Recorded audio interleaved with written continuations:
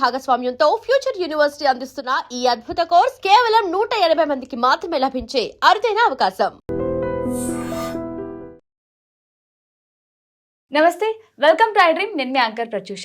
ఈ రోజు మనతో పాటు high court advocate and immigration lawyer Prithvi గారు ఉన్నారు. సో సార్తో మాట్లాడి H1B వీసా గురించి వచ్చిన లేటెస్ట్ అప్డేట్స్ ఏంటో కూడా తెలుసుకుందాం. నమస్తే సార్. నమస్తే. ఎలా ఉన్నారు సార్? ఫైన్, బాగానే ఉన్నాను. మీరు ఎలా ఉన్నారు? నేను కూడా చాలా బాగున్నాను సార్. సో మన ఇండియన్స్ అమెరికాలో జాబ్ చేయాలి, జాబ్ వచ్చిన వాళ్ళు కంపల్సరీగా H1B వీసా తీసుకోవాలని అమెరికా డిక్లేర్ చేసింది. సో అప్పుడు చాలామంది చాలా టెన్షన్ పడిపోయారు. అసలు మనం తీసుకోగలమా? $1,00,000 అంటే అసలు ఒకవేళ మనం తీసుకోవాలనుకున్న ఈ వీసా ప్రాసెస్ ఎంత ఉంటుందో, ఎంత టైం పడుతుందో, ఆలోపు జాబ్ పోతుందేమో అనే టెన్షన్ ఉండేది. బట్ ఇప్పుడు కొత్తగా కొన్ని అప్డేట్స్ అయితే వచ్చాయి. సో అప్డేట్స్ ఏంటి కొంచెం ఎక్స్ప్లెయిన్ చేస్తారా సార్? ప్రత్యూష, ఇండియన్స్ అమెరికాలో జాబ్ చేయటం ఇట్స్ రియల్లీ ప్రతి వాళ్ళ యొక్క డ్రీమే. కరెక్ట్. ఎంత గొడవలు జరగని, అక్కడ ట్రంప్ రాని, ఇంకోళ్ళు రాని అమెరికా వెళ్తావా అంటే నేను రెడీ అంటాడు, బ్యాగ్ సర్దేసుకున్నానంటే. అక్కడ సిచ్యుయేషన్ బాగోపోయినా సరే, అక్కడ సిచ్యుయేషన్ వర్జన్గా నాన్ ఇన్విటేషన్గా ఉన్నా సరే, స్టిల్ ఇండియన్ అక్కడికి వెళ్ళడానికి ఇంట్రెస్ట్ చూపిస్తాడు. అక్కడ ఉన్నటువంటి పరిస్థితులు ఈ రోజు చూస్తే కనుక మనకి అప్పుడు 1 or 2 ఇన్సిడెంట్స్, అన్ని ఇన్సిడెంట్స్ అంటే అక్కడ ఉన్నటువంటి 50 స్టేట్స్లో ఉండేటువంటి ఇన్సిడెంట్స్ ఏంటంటే, కొన్ని ఏరియాలో మీరు ఇక్కడ ఎందుకు ఉన్నారు, మీరు ఇక్కడ నుంచి బయటికి వెళ్ళిపోండి, ఇక్కడికి ఎందుకు వచ్చారు, షూటింగ్ జరుగుతుంది, జనాలు చంపేస్తున్నారు అక్కడ ఇండియన్స్ని అంటే వాళ్ళ ఇన్సెక్యూరిటీ డెవలప్ అయింది. నేను ఫస్ట్ నుంచి చెప్తా అంటే ఇప్పుడు అదే చెప్తున్నాను. ఇండియాలో పాకిస్తాన్ వాడు వస్తా అంటే మనం ఒప్పుకుంటామా? బంగ్లాదేశ్ వాడు వస్తా అంటే ఒప్పుకుంటామా? నేపాలోడు ఏదో ఇండియాలో వచ్చేస్తున్నాడు, వాడి కంట్రీ బాగోలేదు. శ్రీలంక వాడు వస్తా అంటే ఒప్పుకుంటామా? కానీ మనం వెళ్ళి ఇంకో కంట్రీ ఉంటాడు, వాడెందుకు ఒప్పుకుంటాడు? ఇది నోషన్ వాళ్ళు తీసుకుంది. ట్రంప్ ఎలక్ట్ అయింది దాని మీద. నా దేశం, నా ప్రజలు, నా అమెరికా, నా వాళ్ళే ఉండాలి. Make America great again.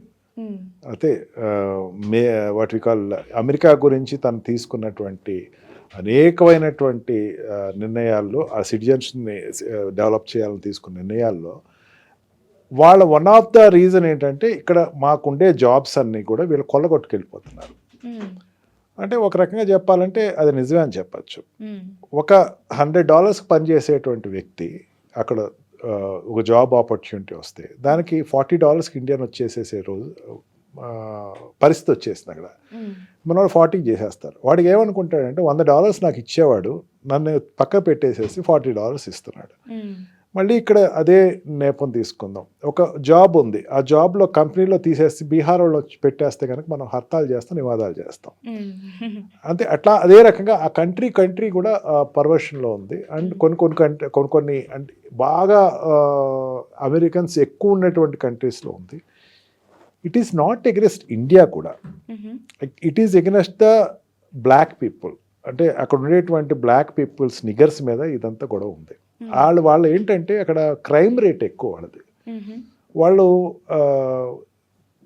దొంగతనాల్లో కానీ దోపిడీ కానీ వాళ్ళు ఎక్కువ చేస్తున్నారు. మేము మా దేశంలో ఇన్సెక్యూర్గా ఉన్నాం వాళ్ళ వల్ల అన్న నోషన్ స్టార్ట్ అయ్యి ఈరోజు ఏమైందంటే, అసలు అమెరికన్స్ కాకుండా మిగతా వాళ్ళతో బయటికి వెళ్ళిపోండి అనేటువంటి నోషన్ని ఎన్కాష్ చేసుకుని పొలిటికల్గా ట్రంప్ అనేవాళ్ళు వచ్చారు. ఇండైరెక్ట్గా కూడా కాదు, డైరెక్ట్గానే అన్ని చూపిస్తున్నారు. మన జాబ్ అక్కడ వచ్చింది. మనకి 2 రకాలుగా జాబ్స్ వస్తాయి. ఒకటి ఏంటంటే F1 వీసా, ఎడ్యుకేషన్ వీసాలు చేసిన తర్వాత, ఎడ్యుకేషన్ తర్వాత దాంట్లో ఓపీటీ వచ్చి, ఓపీటీ ద్వారా వాడికి సెక్యూర్డ్ జాబ్ ఒకటి యూనివర్సిటీ ప్రొవైడ్ చేసిన తర్వాత ఎక్స్పీరియన్స్ తోటి బయటకు వచ్చి మళ్ళీ జాబ్ అప్లై చేస్తాడు. దానికి వాడు H1B వీసా దారుడు అవుతాడు. లేదా ఇండియాలో ఉండి ఇండియాలో ఒక కంపెనీలో జాబ్ చేసి వాడు అక్కడ కంపెనీలో జాబ్స్ చేద్దామని అక్కడ జాబ్స్ అప్లై చేసిన తర్వాత, ఇప్పుడు global world is a country as of now. అక్కడ ఉండే జాబ్స్కి తను సెలెక్ట్ అయ్యి అక్కడ ఉండే జాబ్ అతనికి వస్తే కనుక అతను H1B వీసా అప్లై చేసుకుని దాని ద్వారా లాట్లో సెలెక్ట్ అయితేనే ఇక్కడి నుంచి అక్కడికి వెళ్ళాలి. ఈ రకంగా వెళ్ళేవాళ్ళు ఒకటి, నేను ఐ డోంట్ ఫీల్ వాళ్ళు వెళ్తాం గురించి I'm not happy of it. ఎందుకంటే మేధావులు వెళ్ళిపోతున్నారు. ఎగ్జాక్ట్లీ. ఇక్కడ మనకి సర్వీస్ చేయాలి, ఇండియాకి మంచి పేరు తీసుకురావాలి, వాళ్ళు అక్కడికి వెళ్ళిపోతున్నారు. ఇక్కడ చదువుకొని అక్కడ జాబ్ చేస్తున్నారు. దానికి I deferred very much.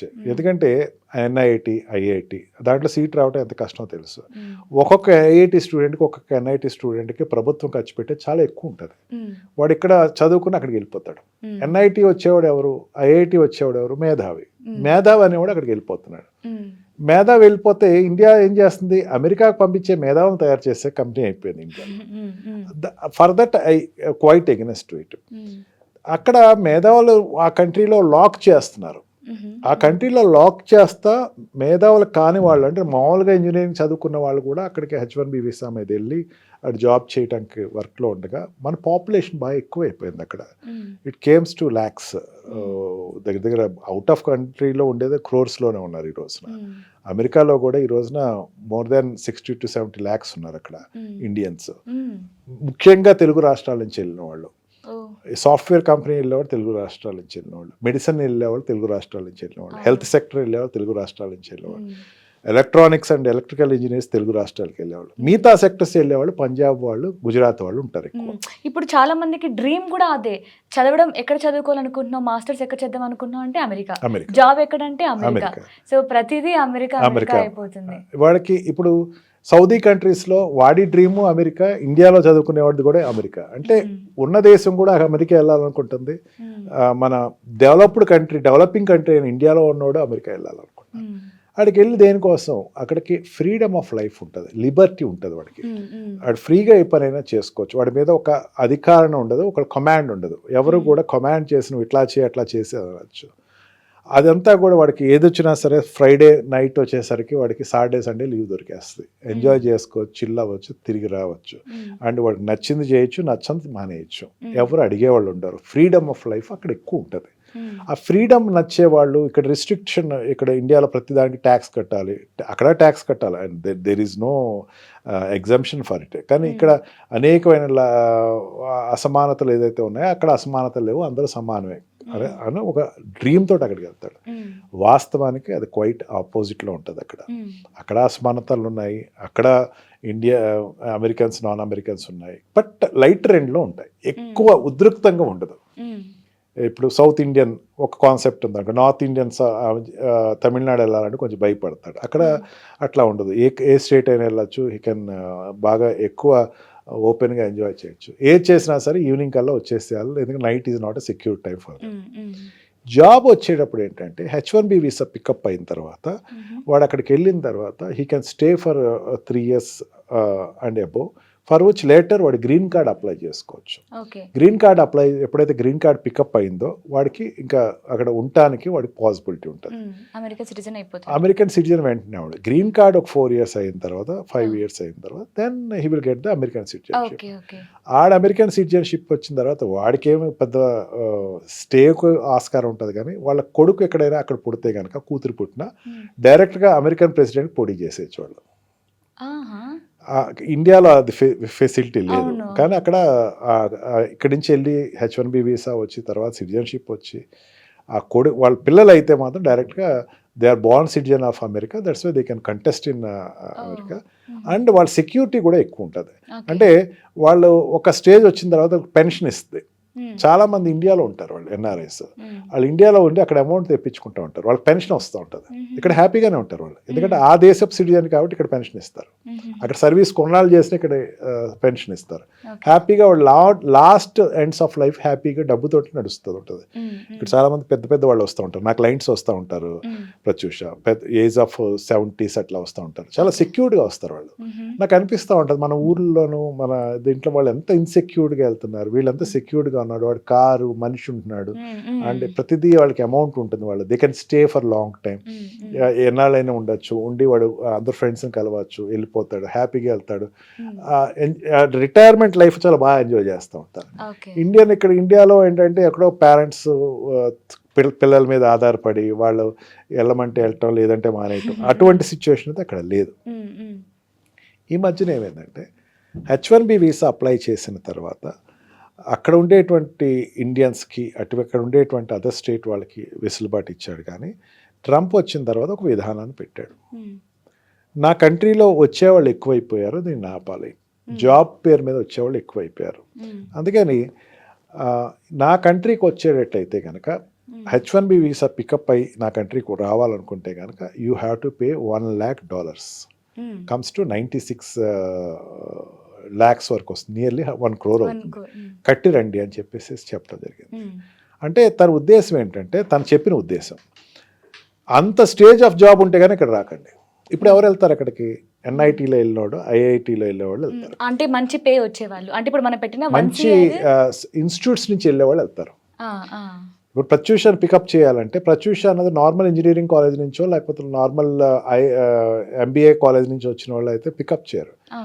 Pratyusha అనేది IIM కాలేజ్ నుంచో లేకపోతే NIT నుంచి వచ్చిన వాళ్ళు అయితే ప్రత్యూష కావాలి అని కంపెనీస్ అక్కడ ఉంటాయి, వాళ్ళు ప్రత్యూషని అడుగుతారు. $1,00,000 ఓకే మీకు కట్టేస్తాం, రమ్మనండి, తీసుకురండి అంటే ఎంతైనా కట్టేటువంటి ఆస్కారం ఉంటేనే ఆ వ్యక్తి అక్కడికి వెళ్ళే పరిస్థితి వస్తామా. ఈ రకంగా ఒక ఎండ్స్లో చాలా తను ఎక్స్పెక్ట్ చేసింది ఏంటంటే ఇంకెవరు వస్తారు, ఇంకెవరు రారు అని చెప్పేసి అనుకున్నాను. డ్రాస్టిక్గా ఉండే చేంజ్ ఏంటంటే 2,60,000 మంది, ఇఫ్ అట్ ఆల్ ఫిగర్స్ అటు ఇటు తప్పై ఉండొచ్చు, 2,60,000 మంది H1B వీసాకి Indians apply across world Indians maximum number apply చేశారట. అంటే ఎక్కడ తగ్గట్ల. అంటే ఒక్కొక్కరికి 1 year కూడా చాలా చిన్నగా కనిపిస్తుంది. జాబ్కి వెళ్తాం అన్నది సెటిల్ అయిపోవచ్చు వన్స్, ఎంత ఆస్తులైనా అమ్మేయచ్చులే, వచ్చి నష్టం లేదండి. కానీ అది ఇండియాకే కదా సార్ నష్టం, అంటే ఇక్కడ సంపాదించిన డబ్బులంతా ఆ కంట్రీకి ఇచ్చేస్తాం. ఖచ్చితంగా నష్టమేమో, నష్టం లేదని అంటలా, క్రేజ్ అట్లా ఉంది. కానీ ఇంకొక పర్స్పెక్టివ్ లో ఆలోచిస్తే, సో ఇప్పుడు 1 year కట్టి వెళ్తున్నారు, ఓకే, మన ఇండియన్ డబ్బులంతా అమెరికాకి ఇచ్చి వెళ్తున్నారు, కానీ అక్కడికి వెళ్ళేది జాబ్ చేయడానికే కదా, అక్కడ మనకి శాలరీ వస్తుంది కదా, అంటే అది మన ఇండియాకి పంపిస్తారు కదా, మరి ఆ విధంగా కూడా చూసుకుంటే మన ఇండియా కూడా ప్రాఫిట్ కదా సార్. ఇండియాకి అందరూ పంపించరమ్మా, ఇండియా అందరూ పంపించరు. వాళ్ళ దగ్గర ఉంటే కనుక సేవింగ్స్ అనేది ఏమైనా ఇండియాలో పెట్టచ్చు. సేవింగ్స్ ఎంత ఉంటాయమ్మా, ₹100 మీకు శాలరీ వస్తుందో లేదా ₹1,00,000 శాలరీ వస్తుంది అనుకోండి, మీ ఖర్చులు అన్నీ పోను 10,000 వస్తాయి. అమెరికన్స్ ఎక్కువ కూడా, అక్కడికి వెళ్ళే వాళ్ళు ఎక్కువ కూడా టూరిజంకి ఎక్కువ ఇంపార్టెన్స్ ఇస్తారు, పబ్స్ అండ్ పార్టీస్కి ఎక్కువ ఇంపార్టెంట్. సేవింగ్ ఎవరు ఆలోచించరు, అడిగి వెళ్ళిన ఇండియన్సే ఆలోచిస్తారు. అది కూడా అక్కడ ఉన్న వాళ్ళు చూసి వీళ్ళు కూడా మారిపోయి తక్కువ మంది ఇస్తారు మా ఇండియాకి. అందుకని సేవింగ్స్ ఇండియాకి వస్తుంది అనుకున్నది, దానికోసం వీళ్ళు వెళ్తున్నారంటే nothing but we are selling our people. But వెళ్తున్నారు, దాన్ని ఎవరు ఆపటానికి డ్రీమ్ అనేది ఏదైనా కావచ్చు. నాకు చందమామ మీద ఉండాలని నాకు డ్రీమ్ ఉండొచ్చు, డ్రీమ్ కోసం వెళ్తున్నారు, దట్ ఈస్ గుడ్. కానీ అక్కడికి వెళ్ళే వాళ్ళు కొంత జాగ్రత్తలు తీసుకుంటే సేఫ్ జర్నీ వాళ్ళు ఉండొచ్చు, అక్కడ హ్యాపీగా ఉండొచ్చు. బట్ మనం అనుకున్నది ఏంటంటే, వెళ్ళరు అనుకున్న వాళ్ళు 2,60,000 మంది అమెరికాకి H1B వీసా మీద వెళ్ళి కూర్చుంటున్నారంటే ఆ కంట్రీకి చాలా లాభం చేకూరుస్తుంది.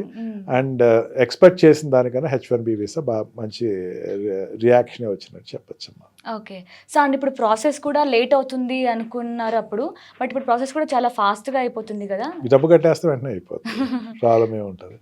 H1B వీసా ఎట్లా వస్తుంది అంటే అమ్మా, ఒక కంపెనీ కనుక ఒక ఎంప్లాయ్మెంట్ ఉంది, ఆ కంపెనీలో ఒక సాఫ్ట్వేర్ డెవలపర్ కావాలి, లేదా ఒక హాస్పిటల్ కంపెనీలో ఒక సర్జన్ కావాలి. వాళ్ళు సర్జన్ కావాలంటే దీన్ని నిపుణుడు ఎవడైతే ఉన్నాడో ఆ హార్ట్ సర్జన్, ఇప్పుడు for example post natal childs అంటారు. పోస్ట్ నాటల్ చైల్డ్ అంటే చిన్నపిల్లలు, పసికందువులు ఉంటారు కదా, కడుపులో ఉండేటువంటి వాళ్ళకి సర్జరీ చేసేటువంటి పరిజ్ఞానం కొన్ని మెథడాలజీస్ ఉంటాయి. అవి ఇండియన్లో ఎవడో ఉన్నాడు, వాడు చేస్తాడు. వాడికి జాబ్ ఇస్తే కనుక మనకి ఇక్కడ పోస్ట్ నాటల్ చైల్డ్కి ఆపరేషన్ అన్న చేసేవాడు ఒకటి వస్తాడు అనుకుంటే, ఎస్ ఎవరున్నారు, పలానా ప్రత్యూష ఉంది, Pratyusha can apply and she can come here. అప్పుడు ప్రత్యూషని పిలిపించుకుంటారు. అట్లా ఒక టీమ్ లీడర్, ఒక అన్సాల్వ్ ప్రాబ్లమ్స్ ఏదైనా ఉంటే ప్రత్యూష సాల్వ్ చేయగలదు, షీ గాట్ దట్ ఎబిలిటీస్ అంటే ప్రత్యూషని పిలిపించుకుంటారు. ఈ రకంగా అక్కడికి వెళ్ళి జాబ్స్ చేసేవాడు ఉంటారమ్మా. అంటే ఇది వాడు ఏం చేస్తాడంటే ప్రత్యూషని అపాయింట్ చేసుకుంటాను, ఎందుకంటే షీ గాట్ దట్ ఎబిలిటీ అని చెప్పేసి అక్కడ లేబర్ డిపార్ట్మెంట్కి వాడు ప్రత్యూష అప్లికేషన్ పెడతాడు. లేబర్ డిపార్ట్మెంట్ అక్కడ ఉన్న అడ్వకేట్స్ ఏం చేస్తారంటే దాని అప్లికేషన్ ప్రాసెస్ వితిన్ 40 daysలో చేసి కంప్లీట్ చేస్తారు. తర్వాత ప్రత్యూష అనే అప్లికేషన్ అనేది H1B వీసా ప్రత్యూష అప్లై చేయాలి. నాకు ఆల్రెడీ అక్కడ ఉండేటువంటి గూగుల్ కార్పొరేషన్లోనో లేక అక్కడ ఉండేటువంటి సేఫ్ హెల్త్ హాస్పిటల్లోనో నా అప్లికేషన్ కంపెనీ ఉంది, నుంచి, నాకు H1B యాక్సెప్ట్ చేయండి అంటే అక్కడ ఉండే పేపర్స్ తెప్పించుకొని ఆన్లైన్ ద్వారా తెప్పించుకొని మీరు అక్కడ అప్లై చేస్తారు. ఇక్కడ లాట్ పికప్ అవుద్ది. లాట్లో కనుక ప్రత్యూష అప్లికేషన్ వచ్చేస్తే కనుక Pratyusha can move off to America. కానీ ఇక్కడ ఏం చేశాడంటే ప్రత్యూష అప్లై చేయడానికే $1,00,000 కట్టమన్నాడు. దానికి కూడా కట్టేస్తున్నారు. ఎందుకంటే క్రీమ్ ఇక్కడ ఉంది, మేధావులు ఇక్కడ ఉన్నారు. మేధావులు తీసుకెళ్ళటంలో అక్కడ ఉన్న కంపెనీలు భయపడలేదు, ఇక్కడి నుంచి వెళ్ళటానికి వెనకడిగేయట్లేదు. In both holes it is happening. Okay, so nice sir. Thank you so much sir. మీ టైంని మా కోసం స్పెండ్ చేసి మాకున్న డౌట్స్ అన్నీ క్లియర్ చేశారు. Thank you so much.